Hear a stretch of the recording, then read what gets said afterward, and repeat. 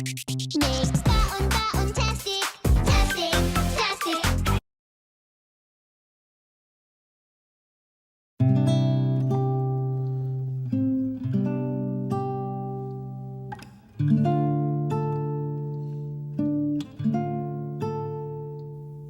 Ilang ulit mo nang itinatanong sa'kin kung hanggang saan,